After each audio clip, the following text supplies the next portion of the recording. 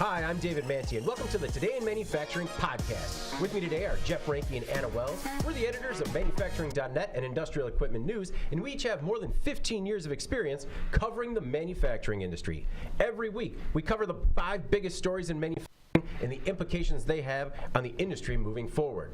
Before we get started, please make sure to like, share, and subscribe to the podcast. You could also help us out a lot by leaving the podcast a positive review on whatever platform you use. Finally, to email the podcast, you can reach any of us at Jeff, Anna, or David at IEN.com with email the podcast in the subject line. Anna, episode 51.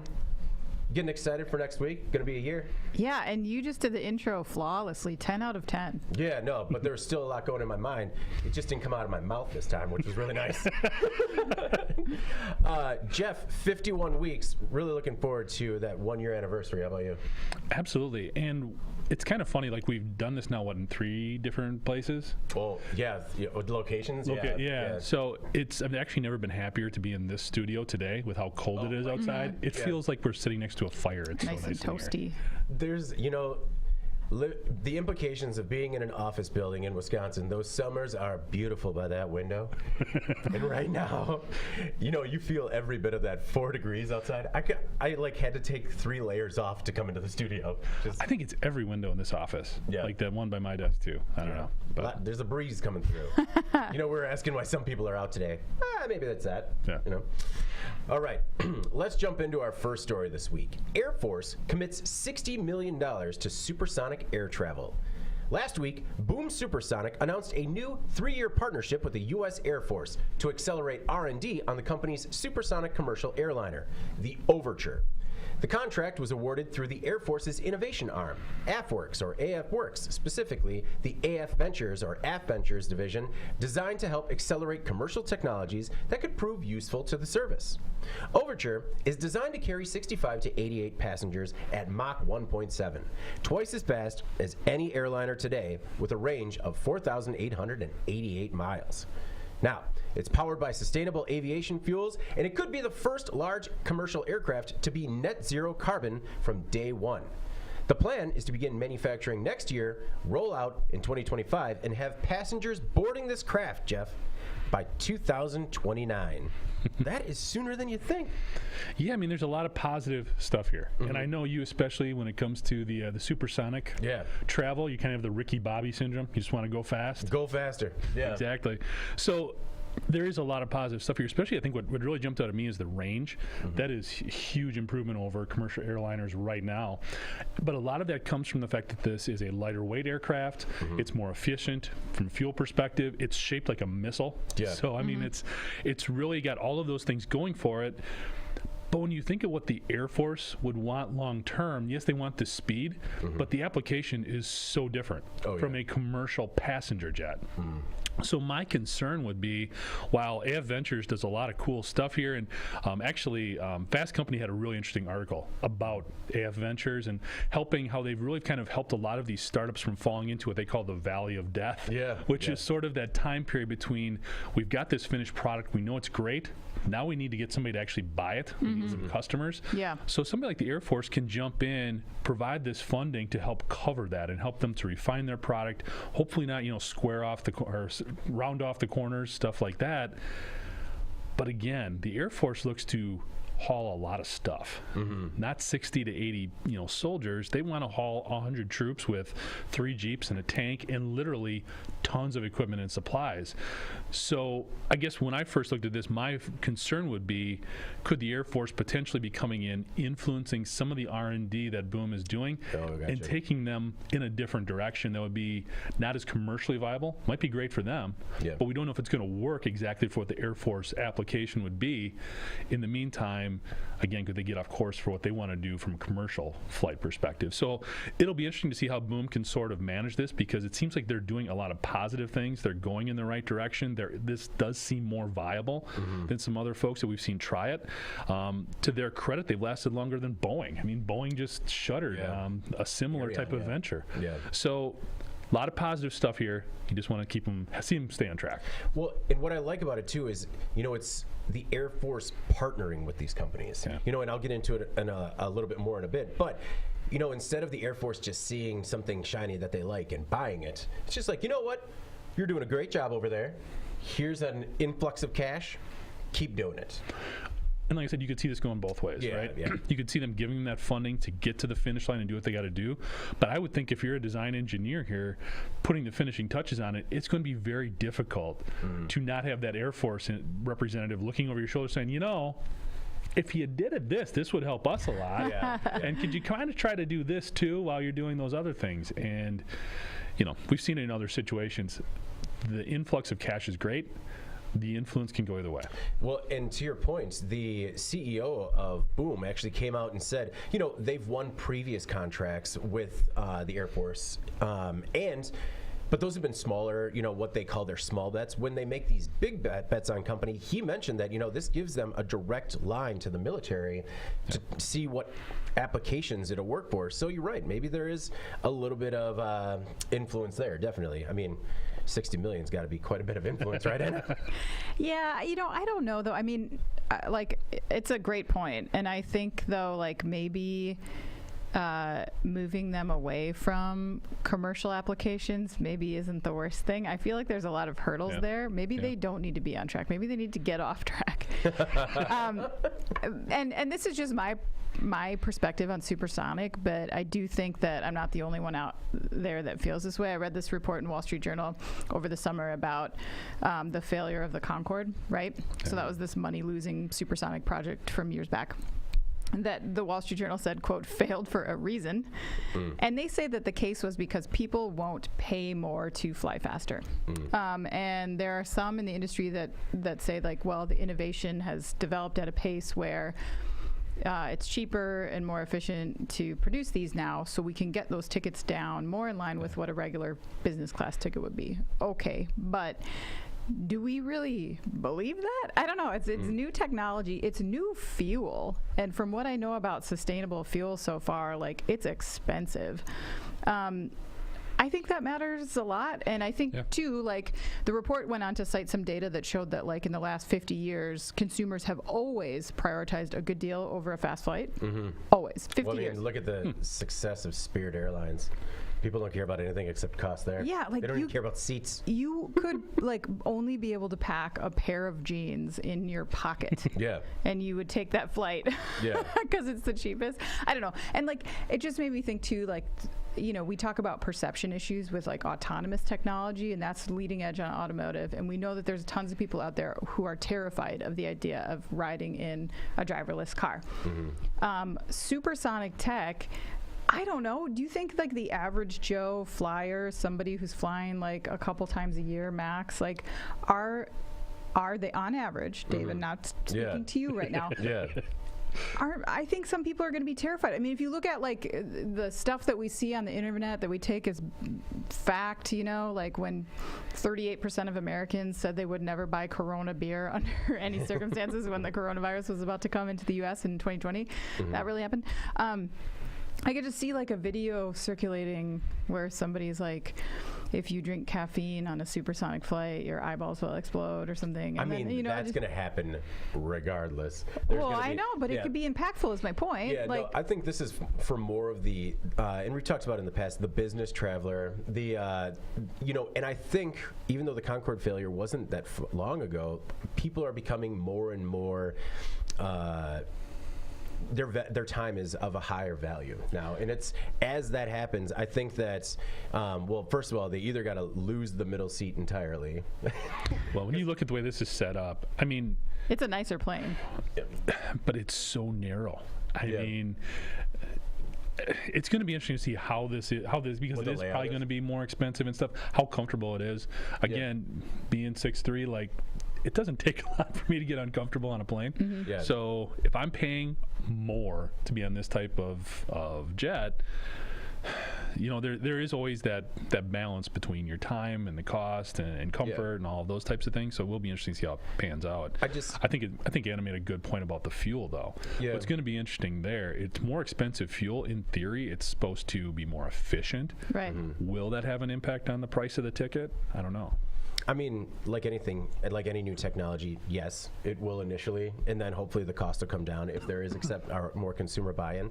But I think with business travelers alone, there is a demand for this. I mean, Sure, but business travel's down a lot right now. I mean, I know. There's a lot of a business travel that's not coming back. No, that's a big post-pandemic. reason that Ariane, the Boeing-backed one that we were talking about, failed. Right, Is I know. because aerospace tanked during the pandemic, and they're just like that exact reason. But I mean, I think if you have a little bit of funding from the Air Force, you still see a little bit of demand out there, and if you can find a niche in freight applications as well, I think there's a demand for the technology. Freight, I see. Yeah. For sure. But I mean, if you can make it work there first, it stands to reason that it could then also transition to, maybe a limited, more niche market in consumer travel. It's very expensive for a See, I niche think market. freight is going to be tough because, again, one of the benefits is lower weight, more efficient travel, all of that. So if you're dealing with freight, which is potentially heavier, more of it, you can't charge as much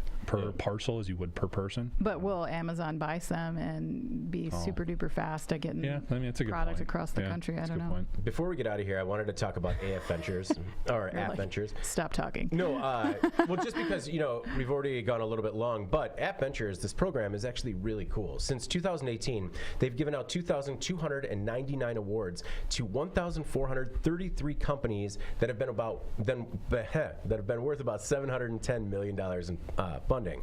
Now, many of these companies are relatively young and small companies.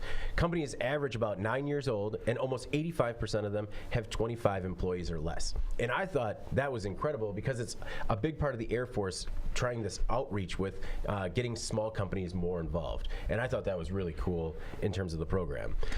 So Stick with AF Ventures, not AFWorks or whatever that other weird acronym was, though. Yeah.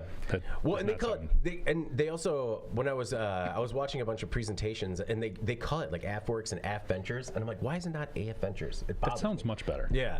But no, the other thing is that of the $710 million, they've put nearly as much of it into. They've put a quarter of it into AI and machine learning, more than double what they actually spent in aerospace, which I thought was very interesting. As well as they've put almost as much in robotics and autonomous vehicles as aerospace. So, Air Force is dipping its toe in a lot of, emerging tech. That also they also had spending in quantum computing and 3D printing. So it can possibly some really cool applications to come out of this. Absolutely. I think that continues with a lot of the military technology trends that we're seeing, which if we can get soldiers out of harm's way, rely more on the machine to do the work, that's a good thing. Yeah. All right, our next most popular story this week. $3.4 million in fraudulent relief funds generates $16 million forfeiture of Tesla stock. In April 2020, Andrew Lloyd submitted numerous CARES Act loan applications using false company names, phony tax documents, and the personal information of relatives and business associates without their permission. He submitted 9 Paycheck Protection Program applications. 6 of them were funded for a total of $3.4 million. Instead of sports cars or high-end escorts, like we've seen with some people in the past, Lloyd used $1.8 million of it to buy 15,000 shares of Tesla stock at $114 per share. He also bought more than 20 properties in Oregon and California. Now, like many a PPP criminal before him, he was caught and charged with bank fraud, money laundering, and aggravated identity theft. He was sentenced to 48 months in federal prison, has to surrender the properties that he bought and forfeit the Tesla stock, which is now trading at more than $11,000 or $1,100 per share. One too many zeros. Now that's a nice 970% return, equal to more than $17.4 million. Jeff, finally a good score for the government. Finally. Yes. Oh, man. We did it. Yeah. I mean, there's a ton of wonderful ironies to this whole story. Yeah. I think one of the things that jumps out too is the guy was obviously, horrible for what he was doing and stealing money, but if he would have been not only he was smart with the way he invested it, but why go to 3.4? Stop at $400 grand and he's probably golden. Yeah. But kept going, and I mean, it's going to be really interesting. And the cool thing, too, with this money, whatever they can sell these properties for, as well as the increase in the stock price, he's supposed to pay back the money he stole. Let's be real. I mean, how's that going to happen? But all that money could go back into law enforcement. All those all the forfeitures, assets, yeah. So that's kind of interesting, too. But when you look at, and we've talked about this a number of times, you've had some really interesting stories on some of these guys who and what they've done with these illegally gotten PPP funds. They're estimating like 15 to 20% of everything that was doled out under this program was fraudulent. That's like $84 billion that just went to crooks. And there's no way we're seeing all of that. I mean, these make headlines because they're unique stories and the people were caught. But again, there was a lot of individuals out there who were smarter criminals, got away with it and realized, you know what, if I keep this on the down low, I'm probably going to get away with it and keep it. The ones we hear about are the ones that got greedy. This guy filled 6 applications out using the same information. No, 9. He filled out 9, got 6. The same information on different applications. But he also, I mean, it just has to be so frustrating because, like, he made all these big bets and they just hit really big. Yeah, and it all worked. Yeah, it's I mean, somewhere he's just like, see, I told you, if I just had people that would have invested with me, this would be legit. Yeah. No, the loan application packages, like you said, they had the same information across different business entities, including the businesses' physical locations, and we've seen that a lot before too. We're like, no, I operated 17 businesses out of my home. No, and therefore, like, and the names of several dozen employees. So it's just. Be a little more creative. Use the last name for the first name. Yeah. And, like, he probably could have gotten away with it. I mean, that's what it feels like. Yeah. I mean, as part of his plea agreement, so he's agreed to pay back the $3.6 million in restitution. As to whether or not they'll see that, well, who knows. Lloyd also agreed to forfeit more than $11 million in cash and securities and 23 properties. It's incredible. And, I mean, at least this guy, Andrew, at least he had just a banger of a year last year. I bet he had a lot of fun. That's all that matters in the end. Right. Well, and he did talk one other individual, too, coming into it with him, and that guy got caught as well. And he did try to keep it more on the down low. He only stole, like, $700,000 or something. Oh, man. It's a paltry sum of money. Right. To be the poor co-conspirator. And, yet another PPP fraud story. Yeah. I found it interesting. It seems like a lot of times they want, you want to hide the money, but I don't know that investing it in Tesla stock is, it seems very traceable. Right. I mean, at some point, like, don't you have to file some sort of tax document? And I don't know. Something. I mean, obviously, he's a little sloppy with this document forgery. He was good at making those up. Yeah, that's true. And he was probably thinking, like, well, nobody caught me doing this. So, because, like, I can't buy a pair of jeans and, like, enter my email. And if I already have an account with whatever it is, they're, like, already on file. Like, and that's, like, the gap. I mean, and this is the government. But I'll leave it at that. I mean, To that note, though, have you ever used a government website? Yeah. Like, to register a pet, it is the ricketiest thing I've ever used. Just like and to the point where they're like, all right, now enter your credit card number here. I'm like, I don't think I want to. For what? It's not looking very secure. Can I just send you $20 in cash? That seems safer. A stamped self-addressed envelope. Yeah. No. And you're right, though. A lot of these consumer websites are just way safer. Yeah, it's weird that this was, like, just so bungled. It's insane, but I mean, whatever. And it's like you want to laugh at it, but, like Jeff was saying, like, these are the dumbest people that got caught. There's so many people that didn't get caught. I'm actually getting sort of fatigued at seeing these stories because it's so frustrating. You think about how hard people work every day to pay their taxes, like honest, hardworking people, and just this is where this money goes. I don't know. It's just frustrating. But anyway. All that said, at least in this case, the government got maybe his money back and then somebody else's that they're not getting back because they didn't, net a profit on this Tesla stock, which I just want to take this opportunity to say is insanely overvalued. I don't know. I just don't like that stock. Like, so he bought it at 114. Like, obviously, you've seen how insane it's been in the last 2 years. And so I was just picturing these like government employees or federal law enforcement. They're looking at this and they're like, maybe we should just ride this out a little bit, see what happens. Yeah. Like they're like ready to pounce, but they wait. I don't know. It's just like so crazy. Oh, you mean like they were on to him? Yeah. They're watching the Tesla stock trends and they're like, let's not get him yet. Yeah. I think it's going to go over 1,000 per share. Yeah. Then like, we'll get him. He came in at 114. Let's just ride this out. But it's so weird to me, the stock. Like, I know that people talk about Tesla a lot. We talk about Tesla a lot. But, like, and investors, like, the analysts say that, like, the profit margin on electrics is better, right, than other automotive. But, like, Tesla's stock, like, the highest it got in the last year was over $1,200. The highest Ford stock got in the last year was $27. And Ford has sold twice as many vehicles in 2021 as Tesla. I do not understand. Yeah, Somebody explain this to me. It's like a 500x markup because of cool factor. I don't know. Well, and you wonder why Elon sold some, right? Yeah. Well, and like Ford's making electrics. I mean, like they have all kinds of electrics in the pipeline. We know that. Like, I just don't get why it is so much more valuable to, however much percent that is over $27 a share. I don't know. Just whatever. It is ridiculous. No, you're right. I got to get, my entire 401k is Tesla, so I got to mix it up a little bit. Tesla and Bitcoin. Diversify. Yeah, Tesla and Bitcoin. Dogecoin. Well, that was actually funny, Bitcoin, because I was doing some research for this story.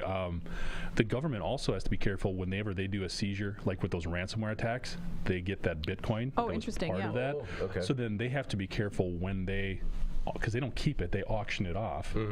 So with recently there's been a fair amount of fluctuation in the value of that. So that's another sort of interesting dynamic that the government's dealing with right now. What do you do with this Bitcoin when you seize it for some of these illegal activities? Well, and like, do you like have to play the market on that and like hold on to it? And that's strange. A stock is a little more straightforward. Yeah. Currency. Or like, back in my day when they just bought cars, you just had to auction them off, and that was it. Yeah, right. Transaction over. Exactly. All right. Our next most popular story this week, tornado-ravaged candle factory will not reopen. On December 10th, a tornado demolished the Mayfield Consumer Products candle plant in Mayfield, Kentucky. 9 people at the Mayfield Consumer Products plant lost their lives. Now, the surviving employees have learned that the company will permanently shutter the plant, and layoffs are coming with it. Mayfield plans to relocate some workers to a nearby plant in Hickory. The company said, however, quote, although many employees are being offered a transfer, there will not be a room enough for the entire population. The plant manager said employees not offered the transfer will be laid off, likely permanently. But then the company spokesperson came out and said the company is, quote, committed to the rehiring of everyone into meeting or exceeding the employment levels it had prior to the tornado. So, Anna, will all of the Mayfield workers retain their jobs? I guess we'll see, but doesn't seem likely. It doesn't. And I get it. It would be really hard to reopen this plant after what happened there. That's a big hill to climb in terms of, not only just physical reconstruction, but also employee morale and pent-up frustrations and resentment. It was people were physically injured. There's probably a lot of employees that are dealing with some sort of like PTSD, from just that experience that was awful. So what can the company do exactly? Well, maybe they can't move every person because they don't have the space in their nearby facility. Although prior to this, they were saying they were working around the clock. So obviously demand is there. So they need to, make up that somewhere, I guess. But I'll tell you what I wouldn't do in this situation. If I'm this company, I would not generate confusion amongst these employees around what is happening. Because I feel like that's what's happening right now. Because if you put in writing with the WARN notice, as they did, that they're anticipating some 250 layoffs, and then someone from your company later says that the company is, quote, committed to the rehiring of everyone, I think people might have some questions because those two statements combined are very incoherent. Yeah, I couldn't even get through it. Yeah, I know. It just doesn't come across as very honest and straightforward. And then you look at how, like, the company is being sued by workers who are saying the managers told them that if they left prior to this tornado that they would be fired, and the management is saying, no, we didn't. I think it makes it even easier to believe those workers when you see that the company is like maybe, I don't know, a cluster, or maybe there's some communication breakdowns happening between upper management and plant floor management or whatever. I don't know. I wasn't there.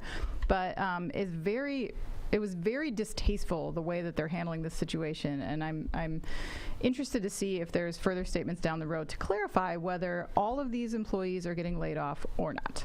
No, it is. It definitely seemed to me like the news came out.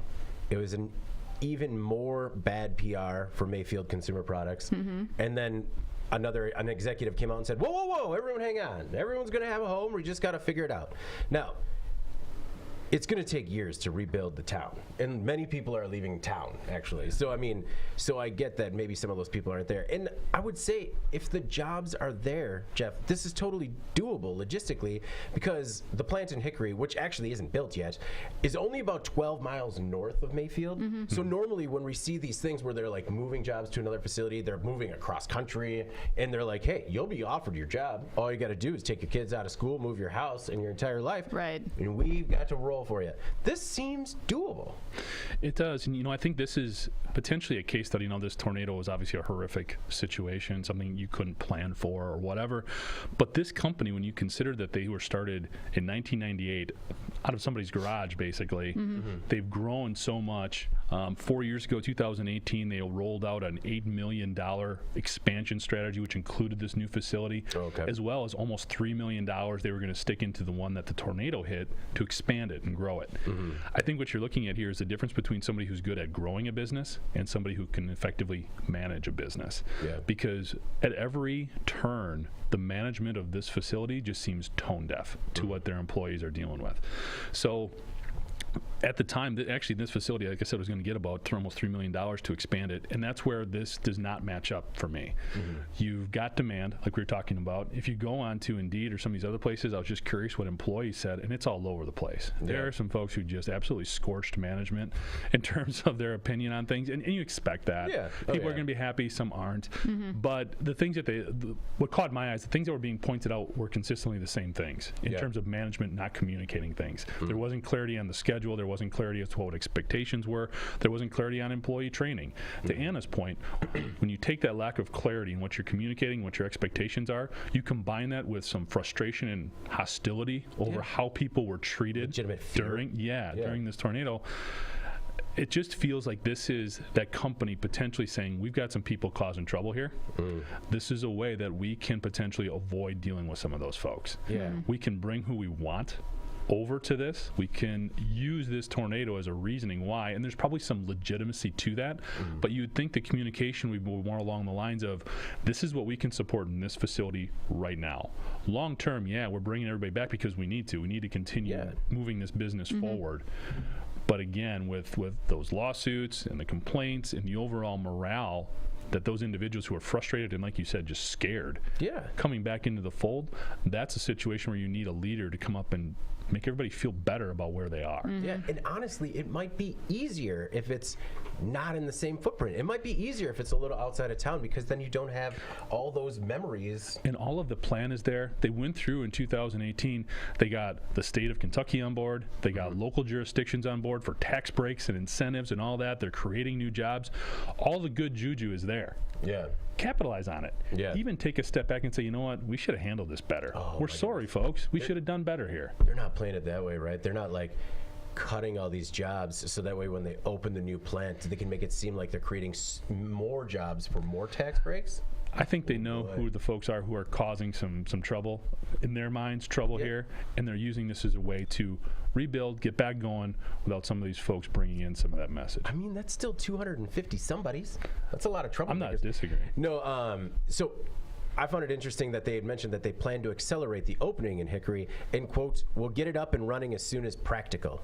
Not a lot of clarity there. Not a lot of clarity, but we're going to try. Now, and from an operational standpoint, it also makes sense, because even if Hickory doesn't have the capacity to pull in everything lost in Mayfield, it's obviously going to be easier to expand whatever they're building there than to completely build anew in Mayfield. Because again, like the cleanup effort is still the facility is destroyed. No, it was just the other thing is that as I was reading this WARN notice, I went through each individual job posting and how many of each they were bringing over to Hickory, and I'm counting them. I'm just like, I counted all the way up to 250, and then I click back, and the article says they're going to cut 250 positions. Like, what an incredible waste of my time. No, it's, no, it was just, it's really frustrating. I mean, the people of Mayfield could use a break. Yeah. Anyway, all right, let's move on to our next most popular story. Airlines again warn of potential disruption from 5G. As AT&T and Verizon plan to launch new 5G wireless service this week, the airline industry threatened to ground or delay thousands of flights.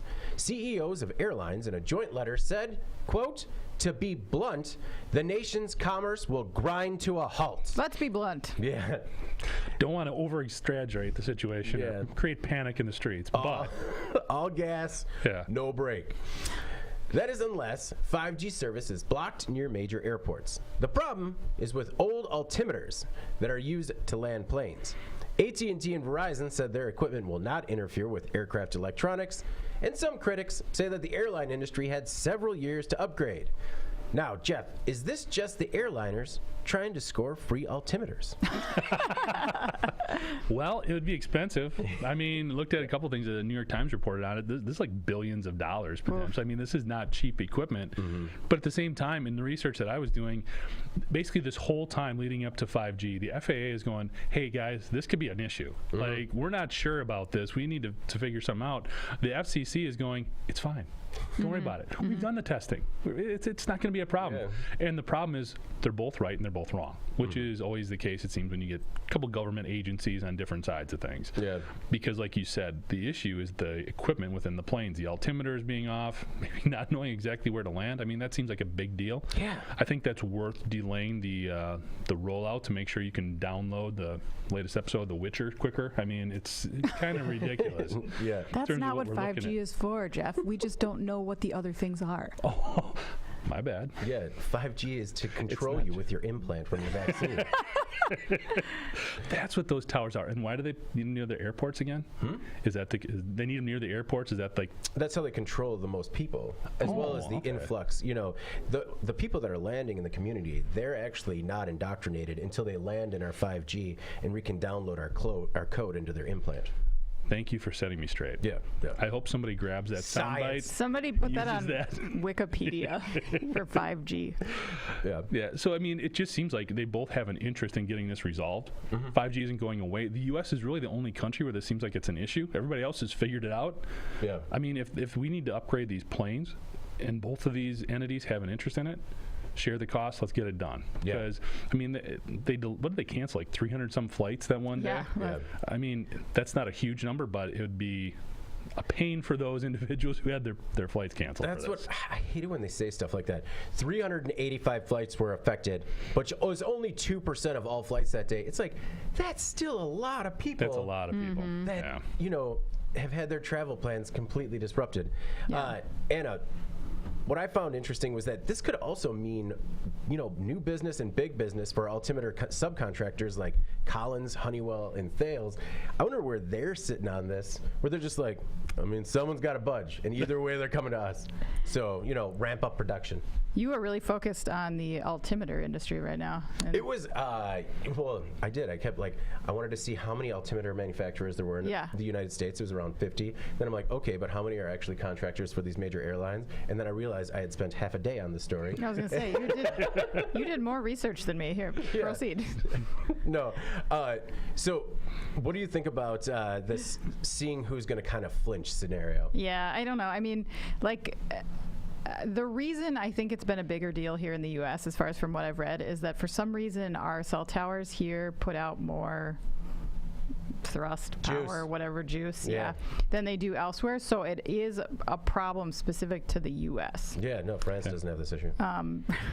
France is not hitting it as hard as we are with the cell towers. We are doing it 110%, and everyone else is doing it 100%. That's right. We have 100% freedom in our 5G. Yeah. It's going to be the best. We have like a bald eagle logo on our 5G signal. Yep. Okay. So I don't know. It's hard for me to tell what's actually happening here. I'm glad that you kind of dug into like the both sides of it, because it does seem that like there's both sides are kind of at fault here, and people have documented that they think that the government's role has not helped this as much as they said. That I read somewhere that they said poor coordination and cooperation among the FCC and FAA is as much to blame as the technical issues. So like you said, they're just sort of like inching along till this deadline, and people are just like, we should probably call them, and then nobody did. So I don't know. It kind of feels like big business shoot first and ask questions later, kind of, because I feel like if AT&T and Verizon were just gonna like pull the plug on this and say, or press start or whatever they're doing, that they would at least be like, hey guys, we're gonna do this now, or hey guys, just a heads up, in 2 weeks we're gonna do this. And it's like the airlines they're like completely caught with their pants down, which seems weird to me that would happen. I mean, these are major industries, so like somebody is dropping the ball here, right? But and they had said that it was still like 1/5 of the fleet, of airlines were still not able to land in bad weather. Like, that is a significant amount of planes. Yeah. And honestly, like, airlines have had such a rough go of it in the last 2 years that I guess I don't blame them for like maybe sleeping on the altimeter thing. They have a lot of cost centers right now and not as many travelers, and so they have been struggling to just survive. So to like throw in this like dramatic, almost like entire fleet-wide equipment change, which we know on an airplane is a big deal, and to Jeff's point, very costly. So I don't know. I mean, I have some sympathy for what they're dealing with here, but again, you kind of wonder where this got mucked up in the works. Right? You made your own mess. Who made it, though? I don't have a lot of FAA sympathy for these huge telecom companies who are complaining, but we've invested all this money. Well, you'll still have it. You just need to wait a little bit. Yeah. Wait until you uncage the eagle that is your 5G signal. That's right. You'll know when the 5G turns on because you'll hear the screeching eagle. The screeching eagle. Yeah, and I mean, and then Proud to be an American plays in the background. Is it it just plays in your head, though. Do they have the eagle fang like symbol coming out from Cobra Kai? Oh, spoiler alert! I'm not there yet. That didn't spoil anything. No, okay. So this rollout did kind of happen, but it didn't cripple the industry, and that was kind of a big deal because, the White House came out and put enough pressure on AT&T and Verizon to actually delay activating 5G towers near many airports. The FAA is, like you said, Anna, there's still 1/5 of these planes that haven't been cleared, but they're working as hard as they can to clear it. Like, they're at 78% of them now, but some of them might never be approved. I know, I saw that too, and I was like, oh, that's gonna hurt. Yeah, and it says, it says these operators are gonna need to install new equipment, and if you have any doubt, if you're an operator, you need to start working now to install that equipment. This can't be something that you keep kicking the can on, because thank you. But it's like, I mean, I know it's the obvious, but it just seems like they're kind of waiting to see what's going to happen. But it's like, it's happening. Landing's a big deal. Yeah, I mean, if need to land, install it now, get the planes in the air, and then go after them for damages or something. I don't know. All right. My stepbrother left a comment. My brother Ryan said the show was really good and entertaining. Proud brother moment. Wishing you guys nothing but success. That's really nice. Thanks, Ryan. Nice. I appreciate it. Very cool. Yeah, I hope Janelle and the dogs are all doing well. They got a really cool dog named Stash. Stash? Yeah. Pretty sweet. Like, older dog. It's a good dog name. Yeah, like, how everybody says... Hipster name? Yeah, everybody says they want to adopt older dogs because it's hard to find them a home. They actually do that. So that's really awesome. cool. Yeah. All right. Now, thanks for the comment, Ryan. I appreciate it. Our most popular story this week, felony charges first in fatal crash involving Tesla Autopilot. Prosecutors in California filed 2 counts of vehicular manslaughter against the Tesla driver who, on autopilot, ran a red light, hit another car, and killed 2 people in 2019. The defendant appears to be the first person to be charged with a felony in the United States for a fatal crash involving a motorist who was using a partially automated driving system. The 27-year-old driver pleaded not guilty and is out on bail. Now, the driver was in a Tesla Model S moving at a high speed when it left the freeway, ran a red light in Los Angeles, or an LA suburb of Gardenia, and it hit a Honda Civic the 2 occupants in the Civic died at the scene. Now, Jeff, they did say that autopilot was in use in the Tesla at the time of the crash, but it didn't seem like that was a big role in the prosecutor's case. Yeah, as soon as I saw this headline with Felony and Tesla in the headline, I knew we were going to be talking about this one pretty prominently. Yeah, I think the first thing that hit me was, I was happy to see that the sole onus is really being placed on the operator of the vehicle. Okay, they weren't going after the technology as much. They weren't going after Tesla specifically. I think that's the right move. Whenever we talk about this subject, as specifically to Tesla, with their autopilot and something bad happening, though, I feel like I'm arguing every side of this possible equation. Totally. Because at the end of the day, it is the driver's fault. The driver had the equipment, they bought the vehicle, they knew it was there, they have to take responsibility. However, Tesla, again, like when people are continuing to misuse something, you do have to have some form of responsibility for what you're putting out there. You do have to own it in some way, shape, or form. Now, I don't know exactly what that is, and I'm not saying that the government needs to crack down on Tesla. You just want them to be a better corporate citizen, even if it's something along the lines, and I know I'm probably opening up a whole nother can of worms here, but it feels like when I buy a rifle, a big one. When I buy a shotgun, they do a background check. They do a background check, and they can see I was in the military. They can see I've had a hunting license before. I have some familiarity with how to safely use that shotgun or rifle. Okay, I don't need a license for it. I don't need a special permit for it, but they can at least do that. Now you can criticize how intense those background checks are much as you want to. We'll use that as just a little We're just using metaphor. it as a metaphor. Thank you. Yeah.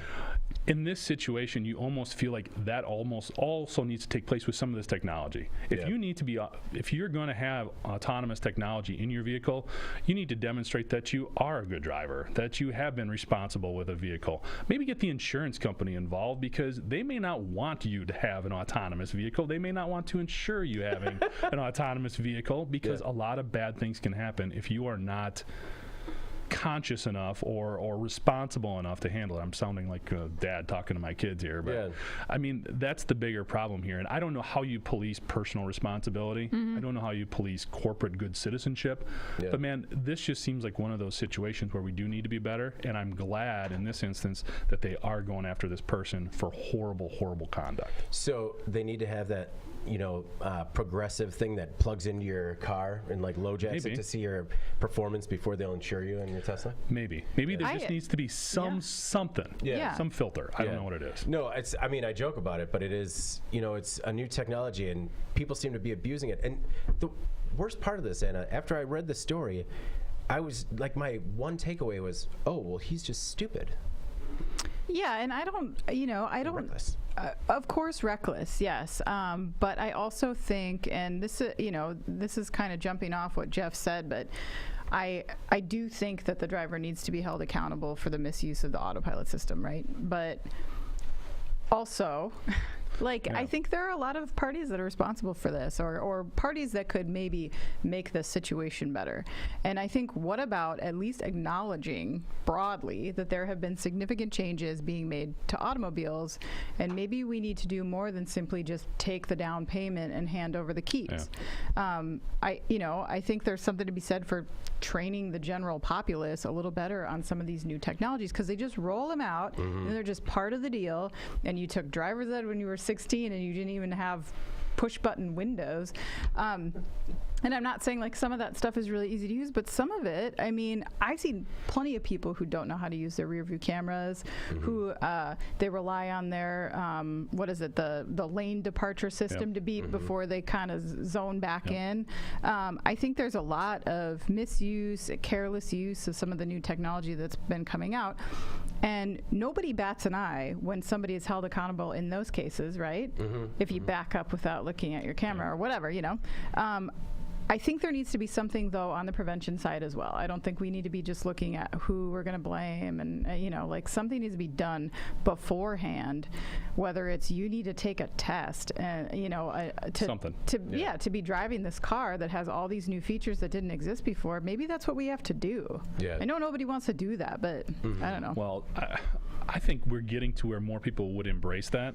Again, I've said it before. I'll continuing my old man mantra here. Yeah. As vehicles have gotten easier to drive, people have gotten worse at driving them. Sure. Oh, yeah. I mean, and I don't know if it's just because it's easier to become more distracted by all the different electronics and creature comforts that are there, but it is getting to a point almost where you almost have to qualify with a specific vehicle before you can take it off the lot. That would make me feel better. And again, I think if you got insurance companies involved in this, they could be a very powerful ally in helping to rein in some of these bad drivers. Yeah. Honestly, I loved driver's ed. A 2.0 version sounds kind of fun. You know, where it's just, and instead of like how you had to take the test with like whatever beater your family would trust you with, you actually get to like something that's top of the line with all the features. I mean, And you were nervous because you weren't sure if the horn would work on that particular time. There's like a chicken break in there still. yeah, you forget exactly what a Y turn is like. You hit the curb on your parallel parking. I did that. Yeah, or I heard one story of where the dad's beer cans rolled out from underneath the passenger of the driver's seat, and it's just like, those aren't mine. Those are not mine. Only in Wisconsin. Oh, man. No, Anna, kind of to your point also, one person on the website who goes by Screamin' Cheese. Hi, Screamin' Cheese. Yeah. That's fantastic, by the way, whoever that is. That's wonderful. He said that he was upset with the article and said that, you know, you might as well report every accident involving cruise control. And kind of to your point, cruise control is a well-known, understood feature of a car that people learned and were trained on. Where something, when new technology like this rolls out, people don't know how to use it. Like, But if you're going too fast for conditions and you rear end someone, you will be held accountable for that. oh yeah. That's negligence, right? Like, Yeah. so that's the same thing that's happening here. I just wish we could stop it before it happens, right? Yeah, no, completely agree. But it's just when you take legacy features that are known versus something that's brand new, there's got to be some sort of training. I would think so. I mean, I don't know. Yeah. And actually, another interesting comment came in from Ryan. He said they should have a training course at the dealership before you leave with that vehicle. That's exactly all I'm saying. Yep. No, it's. I mean, it's just a different take on the. It's just a different take on the when you try a car. Like, you know, instead of them just like giving you the keys and like a little bit of trust and saying, "Oh, let us know what you think," they actually sit there and like slap your hands, just like, "Don't you touch that autopilot! What are you doing? We're going into a suburb!" Like, I like this. Yeah. yeah, and it's The also test drive police. it That'd be sounds great. Like, it sounds like something really fun to do when I retire. You know, like, Be the test drive police. yeah, be the test drive police and just. I Like, just sit in the back seat. My what do you think you're doing? hands son? crossed. What are you doing? Yeah, you know what this is? This is how I got a window open in my day, son. Like, all right.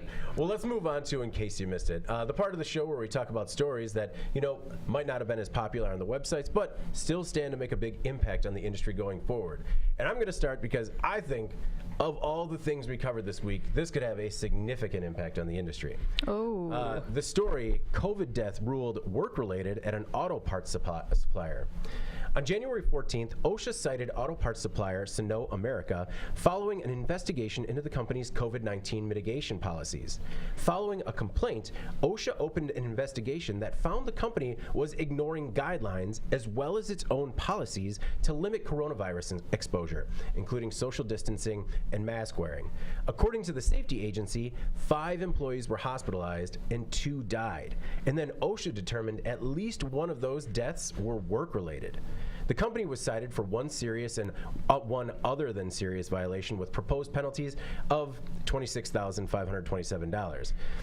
I'm just saying because I've heard stories about plants that are letter of the law, exactly what the CDC says is what they're doing in the plant because they're trying to prevent, this type of risk. And then I've heard stories from other manufacturers that are just like, yeah, you got to wear it in, but you do whatever you want once you're inside. I don't care. It's, it's free world. So this story just struck me, and it was sort of popular, but not popular enough to get in the top 5 because companies need to protect themselves from things like this, regardless of their beliefs in what's going on, because they could be held accountable.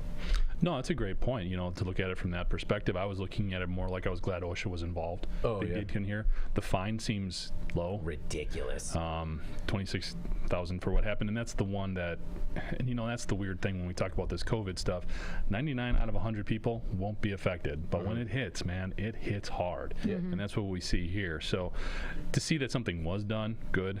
Again, OSHA's teeth here, not as strong as you would hope. And I think you make a great point about corporate responsibility. It's not just following laws, it's also making sure you're not leaving yourself open to even greater impact than what this already had. Yeah, and so the company was also hit. This is the one thing. The company was also hit for failing to record the work-related death and notify OSHA within 8 hours as required. But they probably had no idea that that would be determined a work-related death. Yeah, I thought that was strange also that you would think an employee dies of COVID. That's probably not the first thing that they think is to notify OSHA of that. Yeah.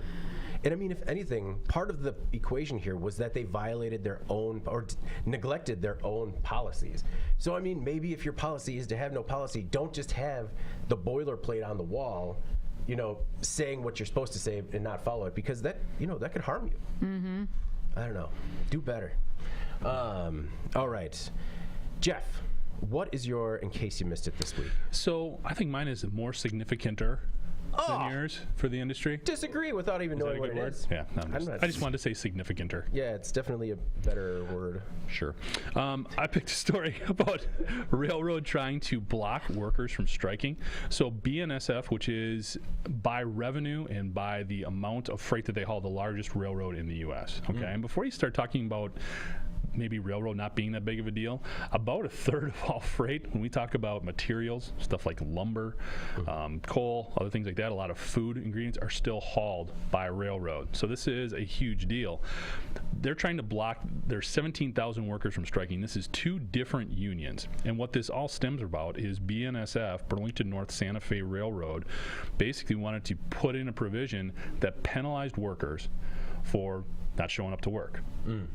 Because when you look at all the issues that are going on right now with supply chains, obviously when workers aren't there, the railroad's losing money. They're already facing a worker shortage. They're not being able to get stuff there on time. They're losing customers, all of that. Well, the unions looked at this and said, we're in the middle of a pandemic, man. You can't tell us we can't, if we're sick, we can't come to work, and then you're going to penalize us for that. Yeah, see the previous story. If you put this in, which was supposed to hit by February 1st, we're going to strike. Now, what I didn't realize is that a company can actually say, no, you can't strike. I didn't even know that was a thing. No, how do they do that? Apparently, they are seeking a ruling by a federal judge to say because it's supply chain and because of the detrimental impact that this will have on a lot of different industries, workers, their business as a whole, they can prevent these 2 unions, which would be the, let's see what we got here, the Brotherhood of Locomotive Engineers and Trainmen and the Transportation Division of the International Association of Sheet Metal, Air, Rail, and Transportation. So a lot of workers for the biggest railroad in the country could be going on strike, depending on what this judge says. So I think this is going to be one that we're going to be following. Yeah. Wow. Because if these unions are allowed to go on strike and shut this railroad down because the company wants to keep this provision about calling in sick in place, we could be seeing even more bottlenecks. So they're trying to, like, file an injunction? Right. Like, okay, what I don't get about this is that the policy that they're trying to update, it's 20 years old. Yeah. It's a 20-year-old policy, and they're like, you know what? During a global pandemic, that's when we're going to set it straight. And it just didn't make any sense to me. Well, you've got that dynamic. You've also got the fact that everybody wants more people to come work for them. Yeah. What type of recruiting pitch are you sending out there saying, hey, look, we really, really want you. We're going to pay you a little bit more, but man, if you get sick, you got to show up.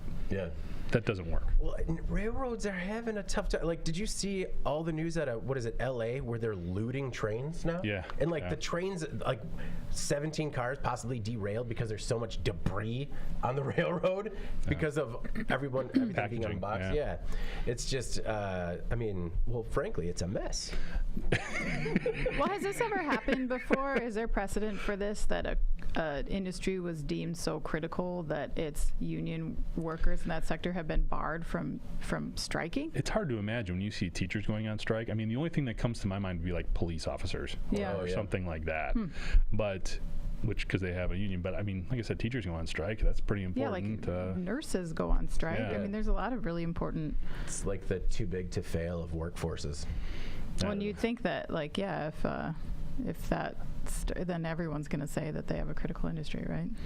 Yeah, I did not realize how big of a role rail still plays within our supply chain and everything it's responsible for. So, man, if something does break here and these folks go on strike, it's gonna hit hard. A significant portion of our audience, people that are watching this and people that read IEN and manufacturing.net, still ship a lot of machines, parts. All of it goes on rail. And they talk about problems that they have with that all the time in terms of once you get it on the container, you don't know what's really going to happen, but I can't imagine if that all comes to a halt. So, all right, yours is maybe like in terms of like 10, yours is like a 10 importance, mine's like a 9. Okay. No, right. I win. Yes. All right.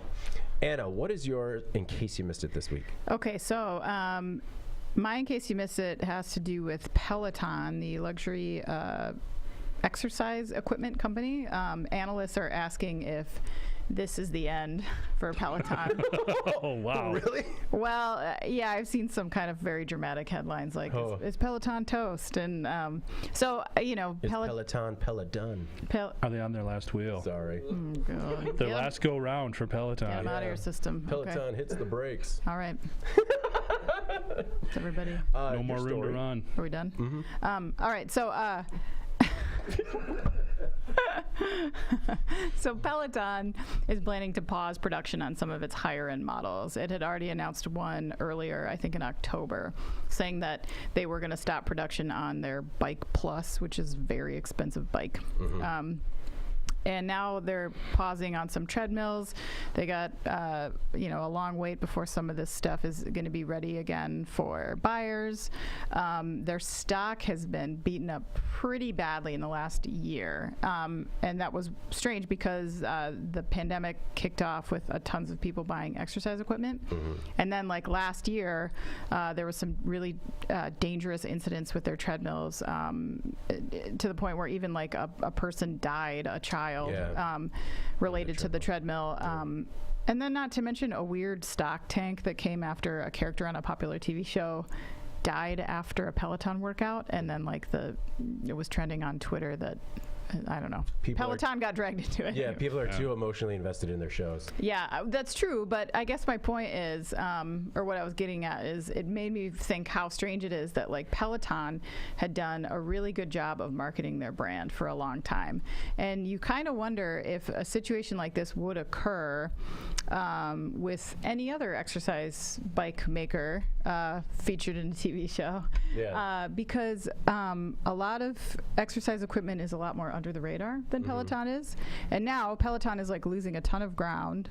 And then these other under the radar knockoff brands who are gaining market share due to their lower prices are not getting their names besmirched in the media because nobody knows what their names are.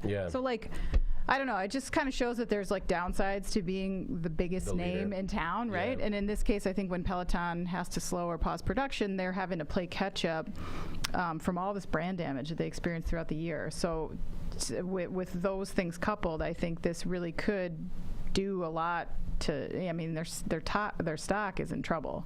It's really in trouble. So yeah, no, and actually to your point about personal wellness equipment, I was with somebody that works for a company that does commercial treadmills, rowing machines, stuff like that.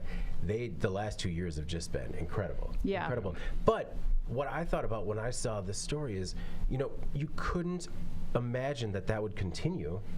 I know that Peloton knew that it was knocking it out of the park. I mean, we have multiple friends. Do either of you guys have a Peloton? No. Okay. We have a couple of friends that have them and swear by them, like legitimately say, this kept me sane during lockdown. And I get that, but, they had the horrible recall with the treadmill. So that incident aside, with the bikes, when I see that they're ramping up production on a new bike, these are significant investments. So when everyone was drinking the Peloton Kool-Aid, I'm like, maybe I need one of these. This is, and I was investigating it and just, it's way too expensive. They're really expensive. So I can't imagine that even if they had all these loyal people that use it, that they're ready for an upgrade already. Well, and think about that. You're right. Like the hardware is very expensive, but Peloton actually makes a lot of their money on like subscriptions. Subscriptions, and they have a very expensive app. It's like $15 a month or something, which is more than anyone pays for an app, right? Wow, yeah. But it's like monthly these exercise exercise classes or whatever. It's like your personal training. Right. Yeah. And what I read was like in the last few months, people are starting to actually go back to the gym. So this recurring revenue, the subscription model that they have, is taking a huge hit on top of the fact that their actual equipment is not selling very well right now. So it was But that had to be expected. What is the level of brand loyalty for a Peloton buyer? So I guess just to clarify, are they saying they're going to lose their potential because people are going back to the gym, like they're not going to use the Peloton machine, they won't pay for the app? I mean, or how brand loyal, I guess, are these guys? Do you guys have a read on that? I feel like you're really bought in because, to get the most out of your extremely expensive bike, you need the extremely expensive app. And by then, why do you need to go to the gym, I guess? Well, yeah, But then are you sustaining new business? Like, you know what I mean? If people can go back to the gym and they don't have to invest $3,500 on a bike and then recurring $15 a month, I mean, you can get a pretty nice gym membership for a long time. Yeah. I mean, honestly, how can they adjust the business model before the chain falls off? I don't know. And thanks for saying chain falls off. They're just treading water right now. Guys. It's not swimming. No, they treads on a bike tire. Mm-hmm. Treads on. Yeah, I got treadmill. Water. Yeah. Okay, fine. You can have it back. You can have it back. It was all right. It wasn't great. No, but so Anna, for your question, like, do you see a way out for Peloton on this? I don't know. I mean, I think that like every time we say the pandemic is over, it's never over. True. So it's highly possible that the conditions of the pandemic will be more amenable to Peloton's business model, right? The stay-at-home thing. However, the brand damage that they've experienced, that's not going to go away anytime soon. Like when people associate your brand with death, which is what happened. Yeah. Especially small kids. Yeah, you got a big hill to climb to get out of that. So I don't know what happens now. Yeah, I still do think a Peloton is sort of a badge of honor. It is kind of like a big deal to brag about having one. So I would. But then there's that other stuff too. Was Peloton like the CrossFit of the pandemic? Like, do you Peloton? Just like, no, I don't. And you guys are all creepy with each other. It's weird. Do you want to meet up in a class on Peloton's app? Yeah. I don't know. Is that how it works? I don't. Yeah. We'll see. I guess we'll see if Peloton's a fad or if they, can pivot and do something else. Are the people watching you exercise on the Peloton app? Like, are you? Oh. Are you watching a video of somebody, or is I think some of them are live. Some of them are recorded. Programs, but you mean can the teacher see you? Yeah, like can you see each other? Oh, like I know you can see the teacher, but I can't imagine the teacher wants to see like 30,000 sweaty faces. Well, you can do it. Yeah. Dan from Dubuque. Get in there. He's actually not looking good. Just slow down, Dan. I don't know. I guess I don't know any Peloton personal Dan's trainers. watching right now. Yeah. He's here. Yeah. Be careful out there. Let's just get one. Figure it out. Let's buy one for the office. Jeff wants one, I think. Yeah. Office Peloton. Okay. No, I don't. All right, let's move on to our final thoughts. I guess I'll start with this one. My final thought is that, as we've been talking about getting out there a little bit and doing something that's a little different, I was invited to join a bowling team. And I was never skeptical. I really wanted to do it. I haven't bowled in a while. And it turns out that if you don't bowl for a long time, you do lose any sort of skill that you have. It's not like, oh God, I almost said riding a bike. No, Right. Just like riding a Peloton. And it turns out that while I have bowled in the past, I have bowled like the occasional game here or there during maybe like a cosmic bowling session. Yep. Never 3 games right in a row, and it gets pretty tired. Like that ball gets heavy. It's but I was a lot of fun. Do you need like a third game ball that's a little bit lighter? It's actually really funny. For the 3rd game, I got a lighter ball, and it just wasn't working for me. I was just equally terrible with that one. Can you share what your 3-game series was? No, I know that round was up. like Just round up. No, I was like 130, 120, 94. So it was like, and everyone else on the team was clearly getting better. And I'm just like, I'm not seeing it. You know, and granted, like this league that we're on, you get like a free bucket of rum, a pizza, and chicken wings. So it's not like I was fueling my body with like the elite. Well, I don't think that's associated with bowling, though. I Elite don't think you're like bowling slamming food? like No, but electrolytes and. Yeah, but it's a gel like, pack. Yeah. You know, as you start dipping into the rum That would be bucket, that'd be amazing. that's what I need. I need to bring the salmon shooters. No, like, but like you say, you start sipping on that rum bucket, and you're like, I mean, maybe I don't have to hit that arrow all the time. What You is were a sipping on a rum what bucket. is a rum Yeah, bucket? Don't throw that out like everybody knows what that is. It is Sipping on a rum they bucket. call it a rum bucket league, and with every week you get one free bucket of rum. Oh, this is what Wisconsin is like in the winter. For those of you who don't live here, Yeah. How big is like this really bucket? how it's like. We were talking Bucket about of how rum. yes, how we were misled on this bucket because I was under the belief that it was like a standard trick or treat sort of bucket. You know, they said it was a 32-ounce bucket, and then you get there and it's like this tiny little petite pint glass that's just the shape of a bucket, and you're like, I mean, I already paid, so I'm staying. But I was promised it's a larger bucket of rum. It's a rum drink, or just like is it pure rum? Oh no, it's basically a Malibu branded bucket that's filled with Malibu and every other fruit juice behind the bar. And it's So delicious, David and then is you get telling fun us essentially that he bowled and drank Malibu and pineapple juice. Yeah, no, it was the most masculine evening I've had in a while. There's worse things to do on a Thursday. No, it was so much fun. That was the thing. Is like I loved it. I haven't gone bowling in so long, and it turns out I'm still a sucker for the speedometer. You know, like I've never seen that before. yeah, they clock how fast you're throwing it, and then it's like, well, if I can't throw it straight, I might as well try to throw it as fast as I can. To the I like moon. it. Yeah. I like it. Yeah, but all right. Anna, what's your final thought this week? I just wanted to say thank you to Jeff because this morning things were getting pretty dark in the office. But in my defense, Louis Anderson and Meatloaf died. Oh, yeah. And we learned of those this morning. And so we were having a pretty, dark discussion about how terrible it is when you get the pay it forward thing at Starbucks in the drive-thru.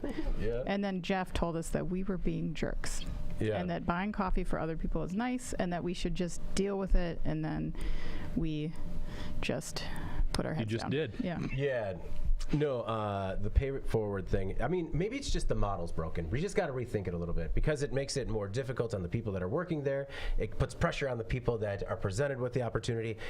I think what we arrived at was just tip more, right? Yeah, just pay for your own coffee and tip more. But Jeff, Maybe wave to the person behind you, so they at least think you paid it forward, and you're just like, oh, I'm just saying hi. I must have really alienated Anna by just saying, what's wrong with buying somebody coffee?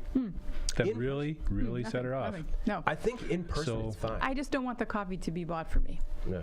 All right, leave me alone. So don't ever do that. Put this person on my tab.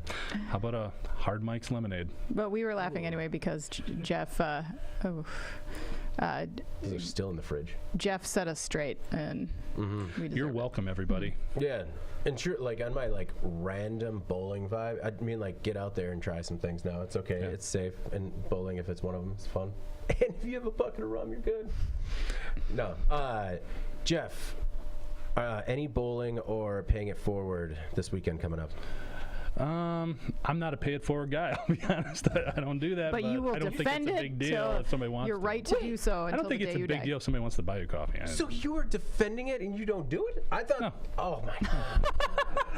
I thought this was all staked in. Like I thought we unraveled this thing where like Jeff just just don't paid it understand. forward everywhere. Yeah, Like, Jeff, pay it forward, Ranky. come on. Hey, do you guys want some coffee? I'll go get some. It's fine. I bring in donuts once in a while. Yeah. I'll day pay is for it? my own coffee. Thank you. Monday donuts. Following up on your bowling thing, though. Yeah. We threw axes over Christmas break. Whoa, Yeah. That was awesome. that Yeah. sounds That is a awesome. lot of fun. I would highly recommend it. Anna, your kids are probably a little bit young. I'm not giving any one of them an axe. Yeah. David, I would love to see Des Yeah. throw an axe just because I feel like it would be scary how natural that might come to him. Oh man, the first time you throw an axe and get it to stick into a wall, it is some primal stuff. It's fun. Yeah, It it's is a just good like, time. oh, this is why wars, because it's kind of fun until you die. Yeah. Yeah. That was a good time. Okay. So I'd highly recommend that.